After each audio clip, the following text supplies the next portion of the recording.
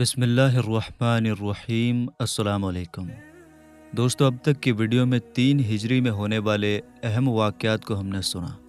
اب ہم اس ویڈیو میں 4 ہجری میں جو اہم واقعات مسلمانوں کے بیچ پیش آئے انہیں اس ویڈیو میں سنیں گے۔ آخر تک ضرور دیکھیے گا۔ دوستو، ہجرت کا چوتھا سال یہ 4 ہجری کہلاتا ہے۔ یہ سال بھی کافروں کے ساتھ چھوٹی بڑی لڑائیوں میں ہی گزرا۔ جنگ بدر کی جیت سے مسلمانوں کا خوف عرب میں جتنے بھی قبائل تھے ان سب پر بیٹھ گیا تھا، اس لیے سارے قبیلے اور خاندان کچھ دنوں کے لیے خاموش بیٹھ گئے تھے۔ لیکن جنگ احد میں مسلمانوں کے جانی نقصان کا چرچا ہونے سے دوبارہ عرب کے سارے قبائل اور خاندان ایک ساتھ مسلمانوں اور اسلام کو مٹانے کے لیے کھڑے ہو گئے، اور مجبوراً مسلمانوں کو بھی اپنے بچاؤ کے لیے لڑائیوں میں حصہ لینا پڑا۔ ایک محرم 4 ہجری کو اچانک ایک شخص نے مدینہ میں یہ خبر پہنچائی کہ طلحہ بن خویلد اور سلمہ بن خویلد دونوں بھائی کافروں کی فوج جمع کر کے مدینہ پر حملہ کرنے کے لیے نکل پڑے ہیں۔ حضور صلی اللہ تعالیٰ علیہ وسلم نے اس فوج کے مقابلے میں حضرت ابو سلمہ رضی اللہ عنہ کو 150 صحابہ کرام کے ساتھ روانہ فرمایا۔ لیکن کفار کو جب پتہ چلا کہ مسلمانوں کا لشکر آ رہا ہے تو وہ لوگ بہت سے اونٹ اور بکریاں چھوڑ کر بھاگ گئے، جن کو مسلمانوں نے مال غنیمت بنا لیا، اور لڑائی کی نوبت نہیں آئی۔ جو مال جنگ میں جیتنے والے لوگوں کو حاصل ہوتا تھا اسے مال غنیمت کہا جاتا ہے، اور یہ اسلام میں حلال ہے۔ محرم 4 ہجری کو یہ خبر ملی کہ خالد بن سفیان مدینہ پر حملہ کرنے کے لیے فوج جمع کر رہا ہے۔ حضور صلی اللہ تعالیٰ علیہ وسلم نے اس کے مقابلہ کے لیے حضرت عبداللہ بن انیس رضی اللہ عنہ کو بھیجا۔ آپ نے موقع پا کر خالد بن سفیان کو قتل کر دیا اور اس کا سر کاٹ کر مدینہ لائے اور تاجدار مدینہ صلی اللہ تعالیٰ علیہ وسلم کے قدموں میں ڈال دیا۔ حضور صلی اللہ تعالیٰ علیہ وسلم نے حضرت عبداللہ بن انیس رضی اللہ عنہ کی بہادری سے خوش ہو کر ان کو اپنی چھڑی عطا فرمائی اور ارشاد فرمایا کہ تم اسی چھڑی کو ہاتھ میں لے کر جنت میں چہل قدمی کرو گے، ٹہلو گے۔ انہوں نے عرض کیا کہ یا رسول اللہ صلی اللہ تعالیٰ علیہ وسلم، قیامت کے دن یہ مبارک چھڑی میرے پاس نشانی کے طور پر رہے گی۔ چنانچہ انتقال کے بعد انہوں نے یہ وصیت فرمائی کہ اس چھڑی کو میرے کفن میں رکھ دیا جائے۔ اصفہان اور مکہ کے بیچ ایک جگہ ہے جس کا نام رجی ہے۔ یہاں کی زمین 7 مقدس صحابہ اکرام کے خون سے رنگین ہوئی، اس لیے یہ واقعہ سریہ رجی کے نام سے مشہور ہے۔ سریہ اس جنگ کو کہتے ہیں جس میں اللہ کے رسول صلی اللہ تعالیٰ علیہ وسلم کی شرکت نہ ہوئی ہو۔ یہ دردناک حادثہ بھی 4 ہجری میں پیش آیا۔ اس کا واقعہ یہ ہے کہ قبیلہ اجل وقارہ کے کچھ لوگ بارگاہ رسالت مآب صلی اللہ تعالیٰ علیہ وسلم میں آئے اور عرض کیا کہ ہمارے قبیلہ والوں نے اسلام قبول کر لیا ہے، اب آپ کچھ صحابہ کرام کو وہاں بھیج دیں تاکہ وہ ہماری قوم کو عقائد اور اسلام کے اعمال سکھا دیں۔ ان لوگوں کی ریکویسٹ پر حضور صلی اللہ تعالیٰ علیہ وسلم نے 10 صحابہ کرام کو حضرت عاصم بن ثابت رضی اللہ عنہ کی نگرانی میں بھیج دیا۔ جب یہ مقدس قافلہ اس جگہ پہنچا جسے رجی کہا جاتا ہے تو غدار کفار نے وعدہ خلافی کیا، اور قبیلہ بنو احیان کے کافروں نے 200 کی تعداد میں جمع ہو کر ان 10 مسلمانوں پر حملہ کر دیا۔ مسلمان اپنے بچاؤ کے لیے ایک اونچے ٹیلے پر چڑھ گئے۔ کافروں نے تیر چلانا شروع کیا اور مسلمان ٹیلے کی اونچائی سے پتھر برسانے لگے۔ کفار نے سمجھ لیا کہ ہم ہتھیاروں سے ان مسلمانوں کو ختم نہیں کر سکتے، تو ان لوگوں نے دھوکہ دیا اور کہا کہ اے مسلمانوں، ہم تم لوگوں کو امان دیتے ہیں اور اپنی پناہ میں لیتے ہیں، اس لیے تم لوگ ٹیلے سے اتر آؤ۔ حضرت عاصم بن ثابت رضی اللہ عنہ نے فرمایا کہ میں کسی کافر کی پناہ میں آنا گوارا نہیں کر سکتا۔ پناہ دینے کا مطلب یہ ہوتا ہے کہ ہم تم سے جنگ نہیں کریں گے، تم سلامتی کے ساتھ جہاں سے آئے ہو جا سکتے ہو۔ تو حضرت عاصم بن ثابت نے فرمایا کہ میں کسی کافر کی پناہ میں آنا گوارا نہیں کر سکتا۔ یہ کہہ کر خدا سے دعا مانگی، یا اللہ تو اپنے رسول کو ہمارے حال سے باخبر فرما۔ پھر وہ جہاد کے جوش میں بھرے ہوئے ٹیلے سے اترے اور کافروں سے آمنے سامنے لڑتے ہوئے اپنے 6 ساتھیوں کے ساتھ شہید ہو گئے۔ چونکہ حضرت عاصم رضی اللہ عنہ نے جنگ بدر کے دن بڑے بڑے کفار قریش کو قتل کیا تھا، اس لیے جب کفار مکہ کو حضرت عاصم رضی اللہ عنہ کی شہادت کی خبر ہوئی تو کفار مکہ نے چند لوگوں کو مقام رجی بھیجا تاکہ ان کے بدن کا کوئی حصہ کاٹ کر لائیں، جس سے پہچان ہو جائے کہ واقعی حضرت عاصم رضی اللہ عنہ قتل ہو گئے ہیں۔ لیکن جب کفار آپ کی لاش کی تلاش میں اس جگہ پہنچے تو اس شہید کی یہ کرامت دیکھی کہ لاکھوں کی تعداد میں شہد کی مکھیوں نے ان کی لاش کے پاس اس طرح گھیرا ڈال رکھا ہے جس سے وہاں تک پہنچنا ہی ناممکن ہو گیا ہے۔ اس لیے کفار مکہ ناکام واپس چلے گئے۔ باقی 3 صحابی حضرت خبیب، حضرت زید بن دسنہ اور حضرت عبداللہ بن طارق رضی اللہ عنہ کافروں کی پناہ پر بھروسہ کر کے نیچے اترے تو کفار نے وعدہ خلافی کی اور اپنی کمان کی تاتوں سے ان لوگوں کو باندھنا شروع کر دیا۔ یہ منظر دیکھ کر حضرت عبداللہ بن طارق رضی اللہ عنہ نے فرمایا کہ یہ تم لوگوں کی پہلی وعدہ خلافی ہے اور یہ میرے لیے اپنے ساتھیوں کی طرح شہید ہو جانا بہتر ہے۔ چنانچہ وہ ان کافروں سے لڑتے ہوئے شہید ہو گئے۔ لیکن حضرت خبیب اور حضرت زید بن دسنہ رضی اللہ عنہ کو کافروں نے باندھ دیا تھا، اس لیے دونوں مجبور ہو گئے تھے۔ ان دونوں کو کفار نے مکہ میں لے جا کر بیچ ڈالا۔ حضرت خبیب رضی اللہ عنہ نے جنگ احد میں حارث بن عامر کو قتل کیا تھا، اس لیے اس کے لڑکوں نے ان کو خرید لیا تاکہ ان کو قتل کر کے باپ کے خون کا بدلہ لیا جائے، اور حضرت زید بن دسنہ رضی اللہ عنہ کو امیہ کے بیٹے صفوان نے قتل کرنے کے ارادے سے خریدا۔ حضرت خبیب رضی اللہ عنہ کو کافروں نے کچھ دن قید میں رکھا، پھر حرم شریف میں لے جا کر سولی پر چڑھا کر قتل کر دیا۔ حضرت خبیب رضی اللہ عنہ نے قاتلوں سے 2 رکعت نماز پڑھنے کی اجازت مانگی۔ قاتلوں نے اجازت دے دی۔ آپ نے بہت مختصر طور پر 2 رکعت نماز ادا فرمائی اور فرمایا کہ اے کفار، میرا دل تو یہی چاہتا تھا کہ دیر تک نماز پڑھتا رہوں، کیونکہ یہ میری زندگی کی آخری نماز تھی، مگر مجھ کو یہ خیال آ گیا کہ کہیں تم لوگ یہ نہ سمجھ لو کہ میں موت سے ڈر رہا ہوں۔ کفار نے آپ کو سولی پر چڑھا دیا۔ اس وقت آپ نے کچھ شعر پڑھا تھا جس کا ترجمہ یہ ہے: جب میں مسلمان ہو کر قتل کیا جا رہا ہوں تو مجھے کوئی پرواہ نہیں کہ میں کس پہلو پر قتل کیا جاؤں گا، یہ سب کچھ خدا کے لیے، اگر وہ چاہے گا تو میرے کٹے پھٹے جسم کے ٹکڑوں پر برکت نازل فرمائے گا۔ حارث بن عامر کے لڑکے ابو سروعہ نے آپ کو قتل کیا، مگر خدا کی شان کہ یہی ابو سروعہ اور ان کے دونوں بھائی پھر بعد میں اسلام قبول کر کے صحابی کے درجے سے سرفراز ہو گئے۔ حضور صلی اللہ تعالیٰ علیہ وسلم کو اللہ تعالیٰ نے وحی کے ذریعے حضرت خبیب رضی اللہ عنہ کی شہادت سے باخبر فرما دیا۔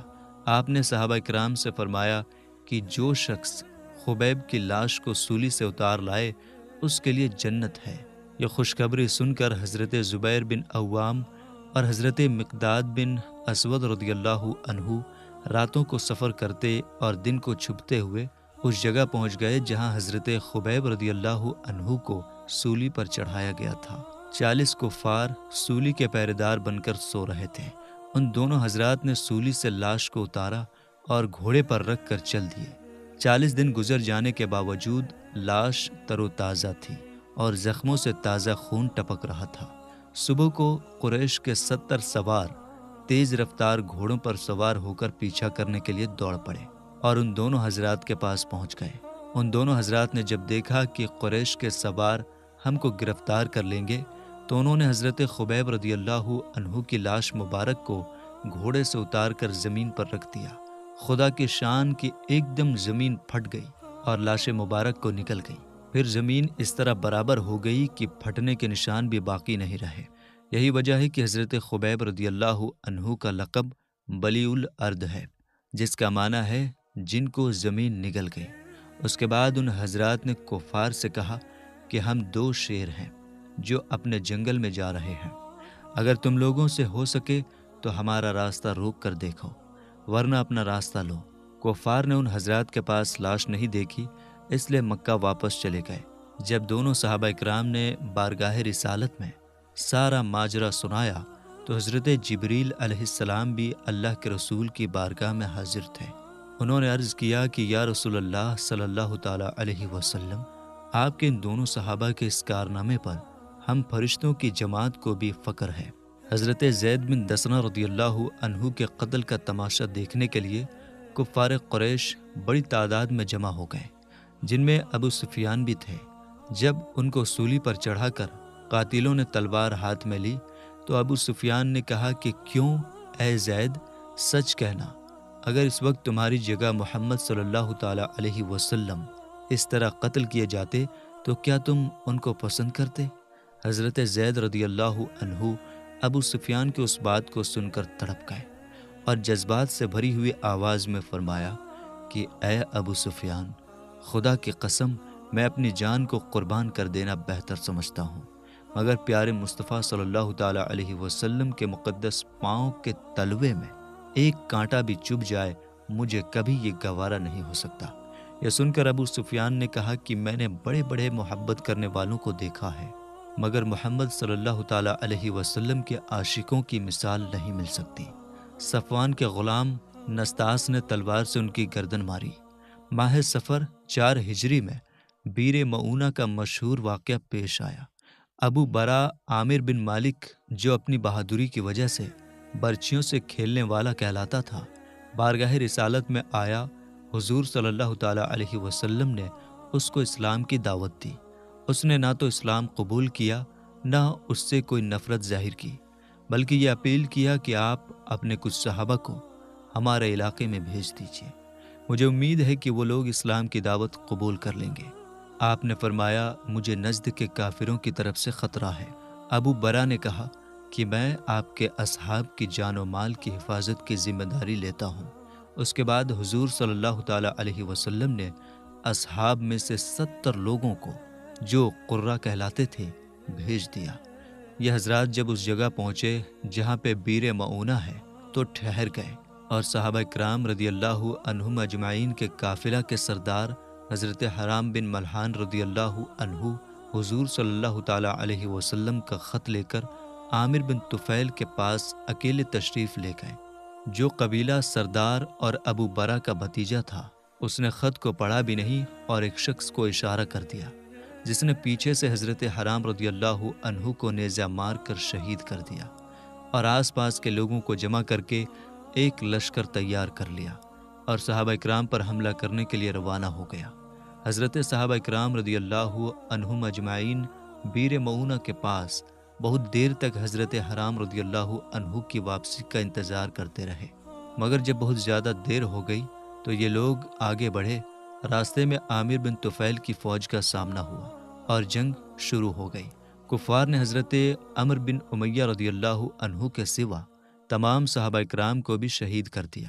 انہی شہداء اکرام میں حضرت عامر بن طفیل رضی اللہ عنہ بھی تھے، جن کے بارے میں عامر بن طفیل کا بیان ہے کہ قتل ہونے کے بعد ان کی لاش بلند ہو کر آسمان تک پہنچی، پھر زمین پر آ گئی۔ اس کے بعد ان کی لاش تلاش کرنے پر بھی نہیں ملی، کیونکہ فرشتوں نے انہیں دفن کر دیا۔ حضرت عمر بن امیہ رضی اللہ عنہ کو عامر بن طفیل نے یہ کہہ کر چھوڑ دیا کہ میری ماں نے ایک غلام آزاد کرنے کی منت مانی تھی، اس لیے میں تم کو آزاد کرتا ہوں، یہ کہا اور ان کی چوٹی کا بال کاٹ کر ان کو چھوڑ دیا۔ حضرت عمر بن امیہ رضی اللہ عنہ وہاں سے چل کر اس جگہ آئے جسے کرکرا کہا جاتا ہے، تو ایک درخت کے سائے میں ٹھہرے۔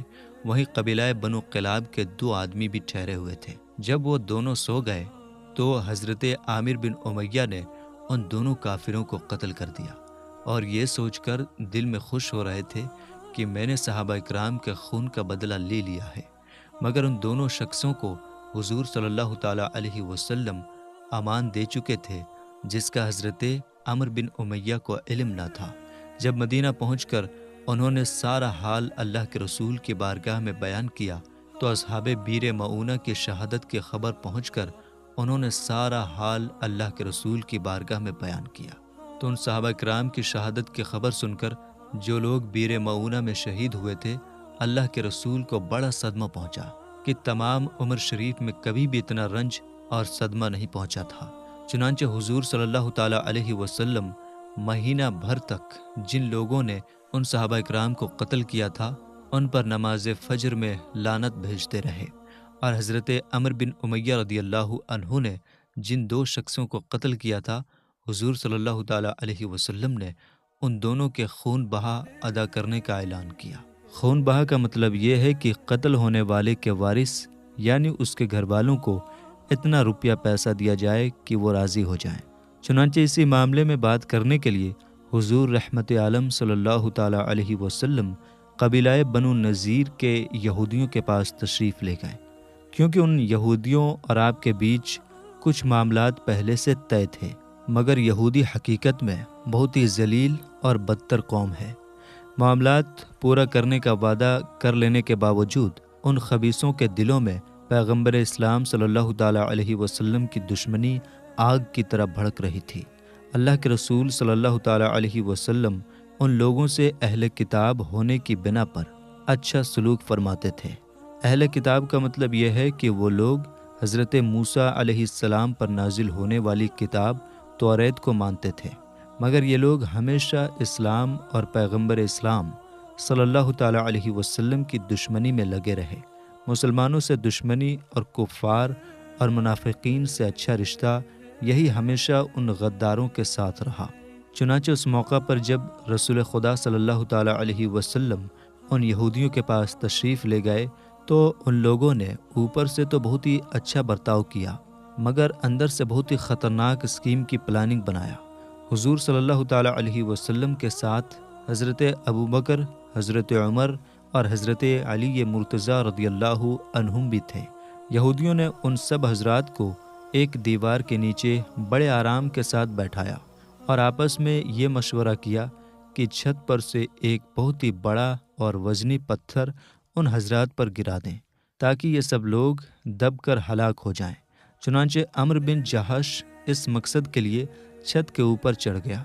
اللہ تعالیٰ نے اپنے رسول اللہ صلی اللہ تعالیٰ علیہ وسلم کو یہودیوں کی اس ناپاک پلاننگ سے وحی کے ذریعے باخبر فرما دیا، اس لیے فوراً ہی اللہ کے رسول صلی اللہ تعالیٰ علیہ وسلم وہاں سے اٹھ کر چپ چاپ اپنے صحابہ کے ساتھ چلے آئے اور مدینہ تشریف لا کر صحابہ اکرام کو یہودیوں کی اس پلاننگ سے باخبر کیا، اور انصار اور مہاجرین صحابہ سے مشورہ کے بعد ان یہودیوں کے پاس قاصد بھیج دیا کہ چونکہ تم لوگوں نے اپنی قاتلانہ پلاننگ سے جو ہمارے اور تمہارے بیچ معاملہ ہوا تھا توڑ دیا، اس لیے اب تم لوگوں کو 10 دن کی مہلت دی جاتی ہے کہ تم اس بیچ مدینہ سے نکل جاؤ، اس کے بعد جو شخص بھی تم میں کا یہاں پایا جائے گا قتل کر دیا جائے گا۔ حضور رحمت عالم صلی اللہ تعالیٰ علیہ وسلم کا یہ فرمان سن کر بنو نذیر کے یہودی مدینہ چھوڑنے کے لیے تیار ہو گئے تھے، مگر منافقوں کا سردار عبداللہ ابن ابی ان یہودیوں کا دوست بن گیا اور اس نے یہ کہا بھیجا کہ تم لوگ ہرگز مدینہ سے نہ نکلو، ہم 2000 آدمیوں سے تمہاری مدد کرنے کو تیار ہیں۔ اس کے علاوہ بنو قریظہ اور بنو غطفان یہودیوں کے 2 طاقتور قبیلے بھی تمہاری مدد کریں گے۔ بنو نذیر کے یہودیوں کو جب اتنا بڑا سہارا مل گیا تو وہ شیر ہو گئے اور انہوں نے حضور صلی اللہ تعالیٰ علیہ وسلم کے پاس کہا بھیجا کہ ہم مدینہ چھوڑ کر نہیں جا سکتے، آپ کے دل میں جو آئے کر لیجئے۔ یہودیوں کے اس جواب کے بعد حضور صلی اللہ تعالیٰ علیہ وسلم نے مسجد نبوی کی امامت حضرت عبداللہ ابن مکتوم رضی اللہ عنہ کے حوالے کیا اور خود بنو نذیر کا ارادہ فرمایا اور ان یہودیوں کے قلعہ کو گھیر لیا۔ یہ گھیراؤ 15 دن تک چلا۔ قلعہ میں باہر سے ہر قسم کے سامانوں کا آنا جانا بند ہو گیا اور یہودی بالکل ہی مجبور ہو کر رہ گئے، مگر اس موقع پر نہ تو منافقوں کا سردار عبداللہ بن ابی یہودیوں کی مدد کے لیے آیا، نہ بنو قریظہ اور نہ بنو غطفان نے کوئی مدد کی۔ چنانچہ اللہ تعالیٰ نے ان دغابازوں کے بارے میں ارشاد فرمایا جس کا ترجمہ ہے، ان لوگوں کی مثال شیطان کی طرح ہے۔ جب اس نے آدمی سے کہا کہ تو کفر کر، پھر جب اس نے کفر کیا تو بولا میں تجھ سے الگ ہوں، میں اللہ سے ڈرتا ہوں جو سارے جہان کا پالنے والا ہے۔ یہ ترجمہ ہے۔ اب مطلب یہ ہے کہ جس طرح شیطان آدمی کو کفر کے لیے تیار کرتا ہے، لیکن جب آدمی شیطان کے بہکانے سے کفر میں مبتلا ہو جاتا ہے تو شیطان چپکے سے کھسک کر پیچھے ہٹ جاتا ہے۔ اسی طرح منافقوں نے بنو نذیر کے یہودیوں کو دلاسا دے کر دلیر بنا دیا اور اللہ کے رسول صلی اللہ تعالیٰ علیہ وسلم سے لڑا دیا۔ لیکن جب بنو نذیر کے یہودیوں کو جنگ کا سامنا ہوا تو منافق چھپ کر اپنے گھروں میں بیٹھے رہے۔ اللہ کے رسول صلی اللہ تعالیٰ علیہ وسلم نے قلعہ کے گھیراؤ کے ساتھ قلعہ کے آس پاس کھجوروں کے کچھ درختوں کو بھی کٹوا دیا، کیونکہ ممکن تھا کہ درختوں کے جھنڈ میں یہودی چھپ کر اسلامی لشکر پر چھاپا مارتے اور جنگ میں مسلمانوں کو دشواری ہو جاتی۔ ان درختوں کو کاٹنے کے بارے میں مسلمانوں کے بیچ دو گروپ بن گئے۔ کچھ لوگوں کا یہ خیال تھا کہ یہ درخت نہ کاٹے جائیں، کیونکہ جیت کے بعد یہ سب درخت مال غنیمت بن جائیں گے اور مسلمان ان سے فائدہ حاصل کریں گے، اور کچھ لوگوں کا یہ کہنا تھا کہ درختوں کے جھنڈ کو کاٹ کر صاف کر دینے سے یہودیوں کے چھپنے کی جگہ کو برباد کرنا اور ان کو نقصان پہنچانا مقصود ہے، لہٰذا ان درختوں کو کاٹ دینا ہی بہتر ہے۔ اس موقع پر سورہ حشر کی یہ آیتیں نازل ہوئی، جس کا ترجمہ یہ ہے: جو درخت تم نے کاٹے یا جن کو ان کی جڑوں پر چھوڑ دیے، یہ سب اللہ کے حکم سے تھا، تاکہ خدا فاسق لوگوں کو رسوا اور ذلیل کرے۔ آیت کریمہ کا مطلب یہ ہے کہ مسلمانوں میں جو درخت کاٹنے والے ہیں ان کا عمل بھی درست ہے، اور جو کاٹنا نہیں چاہتے تھے وہ بھی ٹھیک کہتے ہیں، کیونکہ کچھ درختوں کا کاٹنا اور کچھ کو چھوڑ دینا یہ دونوں اللہ کے حکم اور اس کی اجازت سے ہے۔ آخرکار مسلمانوں کے اس گھیراؤ سے تنگ آ کر بنو نذیر کے یہودی اس بات پر تیار ہو گئے کہ وہ اپنا گھر اور قلعہ چھوڑ کر اس شرط پر مدینہ سے باہر چلے جائیں گے کہ جس قدر مال وہ اونٹوں پر لے جا سکے وہ لے جا سکتے ہیں۔ اللہ کے رسول صلی اللہ تعالیٰ علیہ وسلم نے یہودیوں کی اس شرط کو قبول فرما لیا، اور بنو نذیر کے سب یہودی 600 اونٹوں پر اپنا مال اور سامان لاد کر ایک جلوس کی شکل میں گاتے بجاتے ہوئے مدینہ سے نکلے۔ کچھ تو خیبر چلے گئے اور زیادہ تعداد میں ملک شام جا کر ادھر ادھر آباد ہو گئے۔ ان لوگوں کے چلے جانے کے بعد ان کے گھروں کی مسلمانوں نے جب تلاشی لی تو 50 لوہے کی ٹوپیاں، 50 زرہیں، 340 تلواریں نکلی جو حضور صلی اللہ تعالیٰ علیہ وسلم کے قبضے میں آئیں۔ اللہ تعالیٰ نے بنو نذیر کے یہودیوں کے ہمیشہ کے لیے گھر بار کو چھوڑ کر چلے جانے کا ذکر قرآن مجید کی سورہ حشر میں اس طرح کیا ہے، جس کا ترجمہ یہ ہے: اللہ وہی ہے جس نے کافر کتابیوں کو ان کے گھروں سے نکالا۔ ان کے پہلے حشر کے لیے اے مسلمانوں تمہیں یہ گمان نہ تھا کہ وہ نکلیں گے، اور وہ سمجھتے تھے کہ ان کے قلعے انہیں اللہ سے بچا لیں گے، تو اللہ کا حکم ان کے پاس آ گیا جہاں سے ان کو گمان بھی نہ تھا، اور اس نے ان کے دلوں میں خوف ڈال دیا کہ وہ اپنے گھروں کو خود اپنے ہاتھوں سے اور مسلمانوں کے ہاتھوں سے ویران کرتے ہیں۔ تو عبرت حاصل کرو اے عقل مندو، یہ قرآن کریم کا ترجمہ تھا۔ جنگ احد سے لوٹتے وقت ابو سفیان نے کہا تھا کہ آنے والا سال بدر میں ہمارا تمہارا مقابلہ ہوگا۔ چنانچہ شعبان یا ذی القعدہ 4 ہجری میں حضور صلی اللہ تعالیٰ علیہ وسلم نے مدینہ کے مینجمنٹ کی ذمہ داری حضرت عبداللہ بن رواحہ رضی اللہ عنہ کو سونپا، اور لشکر کے ساتھ بدر میں تشریف لے گئے۔ 8 دن تک کفار کا انتظار کیا۔ ادھر ابو سفیان بھی فوج کے ساتھ چلا۔ کچھ دور چلا تھا کہ اس نے اپنے لشکر سے یہ کہا کہ یہ سال جنگ کے لیے مناسب نہیں ہے، کیونکہ اتنا زبردست سوکھا پڑا ہے کہ نہ آدمیوں کے لیے دانہ پانی ہے، نہ جانوروں کے لیے گھاس چارہ۔ یہ کہہ کر ابو سفیان مکہ واپس چلا گیا۔ مسلمانوں کے پاس کچھ بزنس کا مال بھی تھا۔ جب جنگ نہیں ہوئی تو مسلمانوں نے بزنس کر کے خوب بینیفٹ اور فائدہ کمایا اور مدینہ واپس چلے آئے۔ 4 ہجری ہی میں غزوہ بنو نذیر کے بعد جب انصار نے کہا یا رسول اللہ صلی اللہ تعالیٰ علیہ وسلم، بنو نذیر کے جو مال غنیمت میں ملے ہیں وہ سب آپ صلی اللہ تعالیٰ علیہ وسلم ہمارے مہاجر بھائیوں کو دے دیے، ہم ان میں سے کسی چیز کے طلبگار نہیں ہیں۔ تو حضور نے خوش ہو کر یہ دعا فرمائی: اے اللہ، انصار پر اور انصار کے بیٹوں پر اور انصار کے بیٹوں کے بیٹوں پر رحم فرما۔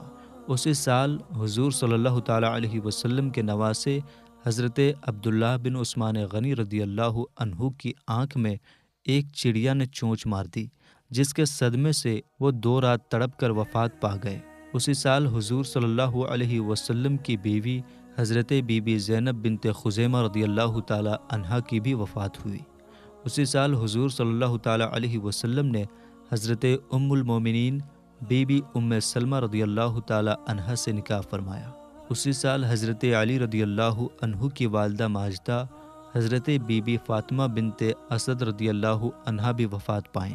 حضور صلی اللہ تعالیٰ علیہ وسلم نے اپنا مقدس کرتا ان کے کفن کے لیے عطا فرمایا اور ان کی قبر میں اتر کر ان کی میت کو جنازے کو اپنے مقدس ہاتھوں سے قبر میں اتارا اور فرمایا کہ فاطمہ بنت اسد کے سوا کوئی شخص بھی قبر کے دبوچنے سے نہیں بچا ہے۔ حضرت عمر بن عبد العزیز رضی اللہ عنہ سے روایت ہے کہ صرف 5 ہی میت ایسی خوش نصیب ہوئی ہیں جن کی قبر میں اللہ کے رسول صلی اللہ تعالیٰ علیہ وسلم خود اترے۔ پہلا حضرت بیوی خدیجہ، دوسرا حضرت بیوی خدیجہ کا لڑکا، تیسرا عبداللہ مزنح جن کا لقب ذوالبجادین ہے، چوتھا حضرت بیوی عائشہ کی ماں حضرت ام رومان، پانچواں حضرت فاطمہ بنت اسد، حضرت علی کی ماں رضی اللہ عنہم اجمعین، اور اسی سال یعنی 4 شعبان 4 ہجری کو فاطمہ کے لال علی کے نور نظر رسول اللہ کے پیارے نواسے حضرت امام حسین رضی اللہ تعالی عنہ کی پیدائش ہوئی۔ اسی سال ایک یہودی نے ایک یہودی کی عورت سے زنا کیا اور یہودیوں نے یہ مقدمہ اللہ کے رسول کی بارگاہ میں پیش کیا تو اللہ کے رسول صلی اللہ تعالی علیہ وسلم نے تورات اور قرآن دونوں کتابوں کے فرمان سے اس پر پتھر برسانے کا حکم دیا، اور اسی سال تامہ بنت عبیرک نے جو مسلمان تھا چوری کی تو حضور صلی اللہ تعالی علیہ وسلم نے قرآن کے حکم سے اس کا ہاتھ کاٹنے کا حکم جاری کیا۔ اس پر وہ بھاگ نکلا اور مکہ چلا گیا، وہاں بھی اس نے چوری کی۔ اہل مکہ نے اس کو قتل کر ڈالا یا اس پر دیوار گر پڑی اور مر گیا، دریا میں پھینک دیا گیا۔ ایک قول یہ بھی ہے کہ وہ مرتد ہو گیا تھا، یعنی اسلام سے پھر گیا تھا۔ کچھ اسلامی اتہاس لکھنے والوں کے نزدیک شراب کے حرام ہونے کا حکم بھی اسی سال یعنی 4 ہجری میں نازل ہوا، لیکن کچھ لوگوں کا کہنا یہ ہے کہ 6 ہجری میں نازل ہوا اور کچھ لوگوں نے 8 ہجری میں بتایا ہے۔ تو میرے دوستو، ہم نے اور آپ نے 4 ہجری سن لیا، اب 5 ہجری انشاءاللہ تعالی ہم اور آپ سنیں گے۔